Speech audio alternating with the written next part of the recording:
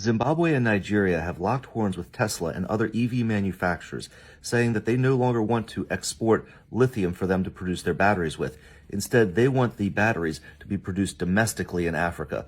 Let me talk about what's happening, why it's happening, and what opportunities exist for you as an investor going forward. First, the backstory. Lithium use in the world has exploded over the past 10 years, with the amount produced annually increasing from 25,000 tons to over 85,000 tons. And 4 countries have produced most of this lithium. That's Australia, Chile, Argentina, and China. However, they don't have enough production to meet the growing demand in the world. So a lot of the EV manufacturers are trying to get this raw resource from Africa. And they were expecting Africa to just say, hey, take what you want, just cut us back in.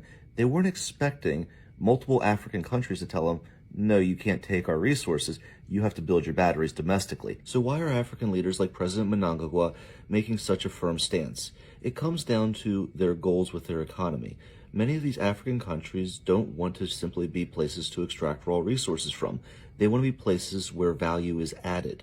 Now, if we're looking at lithium production, the total value chain has 6 distinct parts with regards to EVs. You start with mining, then you go to refining of the resources, cathode production, cell production, module assembly, and eventually making your own OEM cars. And Africa wants to have as much of that done domestically because each phase of that has support industries and creates jobs for everybody and creates more wealth, more velocity of money, etc.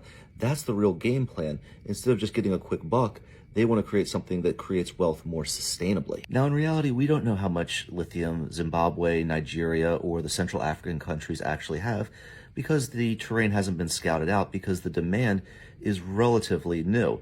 But I love the change in mindset where the African countries are looking to create industries where value is added domestically. Now, what does that mean for you as an investor? I think it means that you should be very bullish on these African economies because as they start to do more and more manufacturing, more value added, you're going to see an emerging middle class throughout the entire continent. And the African countries aren't going to have to do this alone. Countries like Turkey and Saudi Arabia have engineers throughout the continent that are going to expedite the learning curve for the manufacturing industries that are growing in these new economies. And to me, this is reminiscent of what happened in China in the 1980s. When I was growing up, China was thought of as a poor, underdeveloped country. Yet, by maintaining manufacturing and value added within their borders, China quickly grew within 3 decades from a poor kind of third world country to a manufacturing superhouse with the biggest economy in the entire world. But I want to know what you guys think. Are you guys bullish on the African economy and their ability to do manufacturing? Let me know why or why not in the comments below. And as always, if this video has provided value to you, give me a like and a follow. That really helps out my channel. And I'll see you guys on the next video. Zimbabwe and Nigeria